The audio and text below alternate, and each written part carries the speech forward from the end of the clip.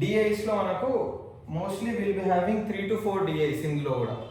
So అక్కడ mostly 3 ఉంటాయి, లేకపోతే ఇంకా కొన్ని కేసెస్లో 4 కూడా ఇస్తారు.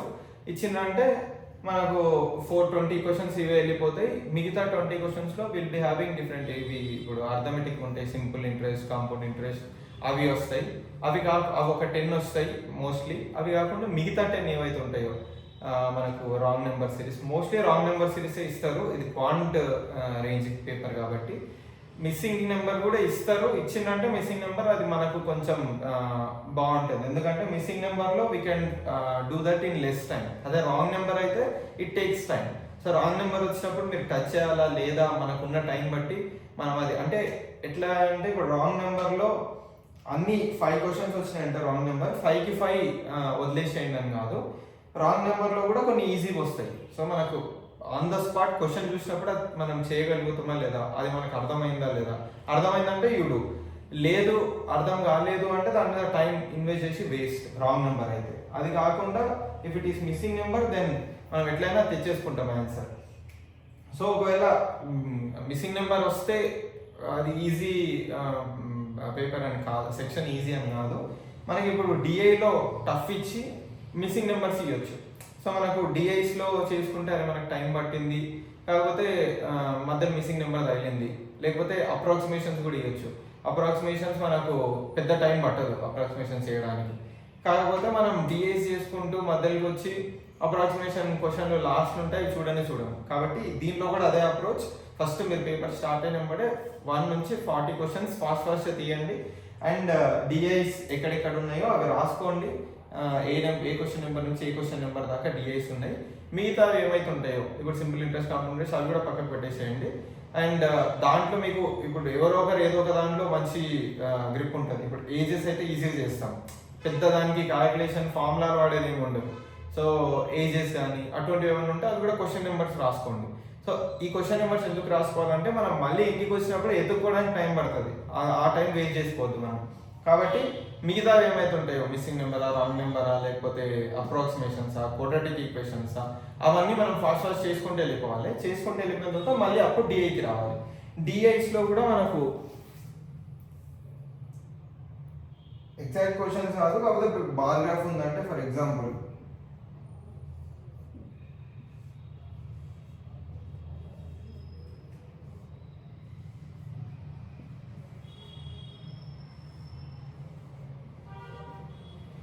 PQRS ఇట్లా ఇస్తాడు.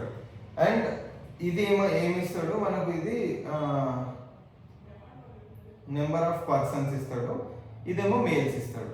Same number of persons males, number of persons males, number of persons males.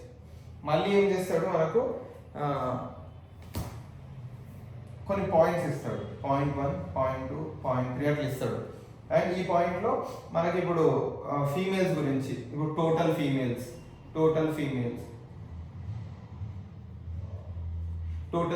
For example ఒక 600 అంటాడు. సో మనకి ఇక్కడ ఈ బార్ గ్రాఫ్స్ నుంచి we can extract number of persons ఎంతమంది టోటల్, అండ్ మేల్స్ ఎంతమంది, ఇప్పుడు Pలో ఎంతమంది, Qలో ఎంతమంది, Rలో ఎంతమంది, Sలో ఎంతమంది మనం వేసుకుంటాం. And number of total persons ఎంతమంది, అండ్ అందులో మేల్స్ ఎంతమంది వచ్చేస్తుంది. సో ఏదైతే మిగిలిన ఫీమేల్స్ ఉందో ఇండివిజువల్గా ఇప్పుడు ఈ 2 మైనస్ చేసుకుంటే మనకు ఫీమేల్స్ వస్తుంది. అట్లా ఇండివిజువల్ ఫీమేల్స్ గురించి డాటా కానీ, లేకపోతే అట్లా వాడు ఏవన్నీ ఇవ్వచ్చు పాయింట్స్. ఇందులో ఏదైతే మిస్ అవుతుందో, for example percentage of males అని ఇచ్చింది అనుకోండి, మనకు టోటల్ నెంబర్ ఆఫ్ పర్సన్స్ తెలుసు. Percentage of male for example 60% ఉంది, ఇది సమ్ 600 ఉంది. సో ఇప్పుడు దీంట్లో మనకు పర్సంటేజ్ ఆఫ్ మేల్స్ ఎంత అన్నది తెలుస్తుంది. 600లోకి వెళ్ళి 60% ఉండ్రు అంటే మనకు సమ్ 36, ఇది 360. సో 360 మేల్స్, రిమైనింగ్ ఏమవుతారు 240 ఫీమేల్స్ అట్లా. అండ్ దానికి రిలేటెడ్ ఇంకేదైనా డాటా ఉంటే ఆ డాటా ఇట్లా 1, 2, 3 నెంబర్స్లో మెన్షన్ చేస్తారు. సో ఇండివిజువల్ క్వశ్చన్స్ ఉంటాయి. ఇట్లా వచ్చినప్పుడు మనం ఏం చేస్తాం, most of the time question wise ఒక్కొక్క క్వశ్చన్ చూసుకుంటే వెళ్తాం. మనకు ప్రతి క్వశ్చన్కి డాటాలకు రావాల్సి వస్తుంది. అంటే ప్రతి క్వశ్చన్కి దీనికి వచ్చి ఇప్పుడు క్వశ్చన్లో ఇప్పుడు ఫర్ ఎగ్జాంపుల్ ఏది males total number of males అని ఇచ్చిండు. ఇప్పుడు టోటల్ నెంబర్ ఆఫ్ మేల్స్ అంటే మనం ఫస్ట్ ఇక్కడికి వచ్చి ఇది 600, తర్వాత మళ్ళీ ఇది 60% చేస్తే 360 వస్తుంది. అట్లా ఇండివిజువల్గా చేసుకుంటూ వెళ్ళి ఆ తర్వాత అన్ని యాడ్ చేసి దాని ఆన్సర్ పెట్టాలి. అది అయిన తర్వాత మళ్ళీ నెక్స్ట్ క్వశ్చన్కి మళ్ళీ ఇంకా ఏదో ఉంటుంది, మళ్ళీ ఆ డాటా కోసం మనం దీనిలోకే రావాలి. సో అట్లా ప్రతి టైం ఇది కాకుండా మనం ఏం చేయాలంటే దీనికి ఒక టేబుల్ వేసేసుకోవాలి. వన్స్ ఒక టేబుల్ మనం వేసేసుకున్నామంటే ప్రతి దానికి అంతే. డిఐస్కి మోస్ట్లీ పై చార్ట్ అయినా బార్ గ్రాఫ్ అయినా మనకు ఫ్లెక్సిబుల్గా మన రఫ్ షీట్లో టేబుల్ వేసుకొని దాంట్లో అన్ని మెన్షన్ చేసేసుకోవాలి. మెన్షన్ చేసేసుకున్నామంటే ఇంకా మనకు ఈ బార్ గ్రాఫ్తోనో పై చార్ట్తోనో సంబంధం ఉండదు. ఇది మనం ఎంత తొందరగా టేబుల్ వేసేసుకుంటే నెక్స్ట్ డైరెక్ట్ ఇంకా క్వశ్చన్ చూడాలి, మనకు మన టేబుల్ ఏది వేసుకున్నామో దానికి రెఫర్ చేసుకోవాలి, ఆన్సర్స్ పెట్టేసేయాలి అంతే. సో దీనికి ఆ టేబుల్ ఎట్లా వేసుకోవాలంటే వాడు ఇచ్చిన క్వాంటిటీస్ ఏవి ఉన్నాయి. ఇప్పుడు ఫర్ ఎగ్జాంపుల్ ఇది ఎగ్జాంపుల్ తీసుకుంటే మన టేబుల్ PQRS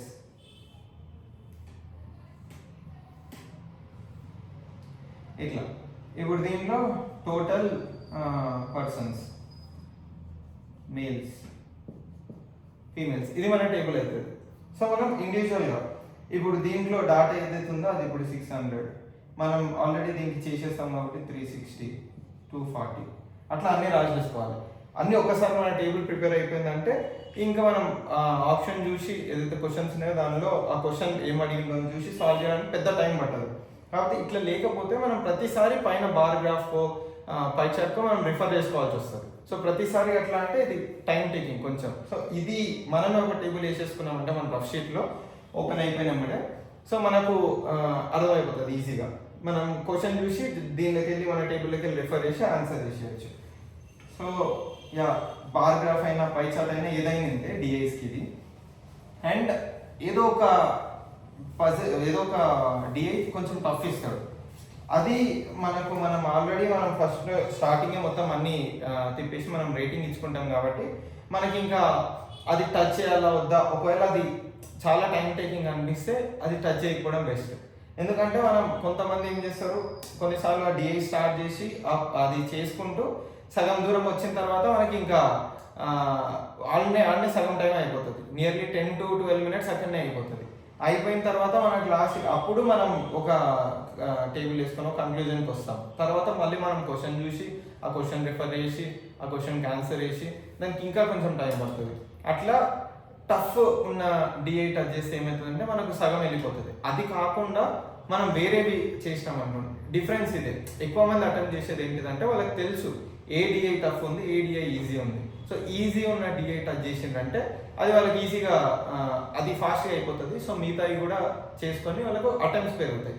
మనం అట్లా లేకుండా మనకి ఇంకా డిఐ అనిపించింది ఇంకా చేసేదామని దాన్ని పట్టుకున్నామంటే ఆ డిఫికల్టీ లెవెల్ తెలియకుండా అది పట్టుకున్నామంటే మనకు అక్కడ టైం టేకింగ్. సో మనం నెంబర్ ఆఫ్ అటెంప్ట్స్ ఎక్కువ చేయలేము. ఇది క్వాంట్ అండ్ రీజనింగ్ది. అండ్ మోస్ట్లీ పజిల్స్ డిఐస్ మనం చెయ్యాలి, మనకు అటెంప్ట్స్ రావాలంటే చెయ్యాలి. ఇంకా లేకుండా మనకు అటెంప్ట్స్ కావు. ఎందుకంటే ఇవే హార్డ్లీ 2 సెక్షన్స్లో ఇవే హాఫ్ ఆఫ్ ద క్వశ్చన్స్ ఉంటాయి. అంటే అందులో 20 ఇందులో 20 ఇవే ఉంటాయి. సో మనం ఏవో మినిమం 2 అన్నా చేయాలి డిఐస్ పజిల్స్. చేస్తేనే మనకు ఇంక్రీజ్ అవుతుంది స్కోర్. అండ్ యా సో ఇంకా ఏమన్నా మీకు టాపిక్ మీద డౌట్ ఉన్నా ఆ టాపిక్ ఎక్స్ప్లెయిన్ చేయమన్నా మీరు కమెంట్స్లో మెన్షన్ చేయండి. I will be explaining that topic. అది ఏ టాపిక్ అని ఉండని, క్వాంట్ రీజనింగ్ ఏదైనా ఉండని మీరు కమెంట్స్లో మెన్షన్ చేయండి. మీకు ఏదన్నా టాపిక్ ఇప్పుడు ఫర్ ఎగ్జాంపుల్ సిలాయిజమ్స్ ఉంటుంది. ఆ సిలాయిజమ్స్లో కూడా మనకు వెన్ డయాగ్రామ్స్ చేసుకుంటాం. ఆ వెన్ డయాగ్రామ్స్లో మనం ఏదైతే అదేది only few of a is b అంటాడు. అటువంటివి కొంచెం టిపికల్ లెవెల్. మోస్ట్లీ మెయిన్స్లో పక్కా సిలాయిజమ్స్ ఇచ్చిందంటే ఏ ఫ్యూది ఉంటాయి. సో ఇవి కాకుండా వేరే ఏది వచ్చినా కానీ సిలాయిజమ్స్ ఈజీ, చాలా ఈజీ సిలాయిజమ్స్. కానీ ఏ ఫ్యూ అన్నాడంటే దీంట్లో కొన్ని కండిషన్స్ ఉంటాయి. ఆ కండిషన్స్ కొంచెం టిపికల్ అవుతుంది. సో అట్లా మీరు సిలాయిజమ్స్ మీరు చేసి ఉంటే ఆల్రెడీ మీకు ఆ ట్రిక్స్ అన్ని తెలుసు అంటే ఇట్స్ ఫైన్. లేదు అంటే మీరు మెన్షన్ చేయండి కామెంట్స్లో ఏదైనా టాపిక్ ఎక్స్ప్లెయిన్ చేయమని, ఐ విల్ ఎక్స్ప్లెయిన్. క్వాంట్ అయినా రీజనింగ్ అయినా ఏదైనా పర్లేదు. అండ్ యా, నాకు తెలుసు మళ్ళీ వీడియో లెంతీ అయ్యింది. చాలామంది నన్ను బిలో 15 minutes వీడియో చెయ్యని చెప్పి అడుగుతుండ్రు, కానీ ఇట్లా కొంచెం డీటెయిల్గా చెప్పుకుంటూ వెళ్తే అది పక్కా లెంతీ అవుతుంది. సో అందుకే నేను కమెంట్లో మెన్షన్ చేస్తున్నా, ఒకవేళ అట్లా లెంతీ ఉంటే ప్లీజ్ దాని 1.25 లేకపోతే 1.5xలోనో స్పీడ్లో పెట్టుకొని చూడండి అని చెప్పి. And yeah, please continue your preparation. మంచిగా ప్రిపేర్ కాండి 2 days కూడా. అండ్ అది కరెంట్ అఫైర్స్ అండ్ కంప్యూటర్ కూడా వదిలేసేయకండి కంప్లీట్గా, అది కూడా రివైజ్ చేసుకుంటుండండి.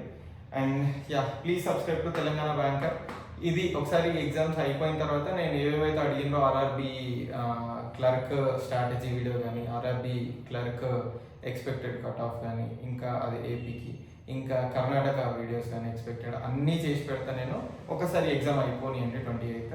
అండ్ అయిపోయిన తర్వాత నేను ఎలక్ట్రానిక్ బోర్డ్ కూడా ఐఎమ్ ప్లానింగ్, అది కూడా అయిన తర్వాత will start classes as well. Yeah, thank you.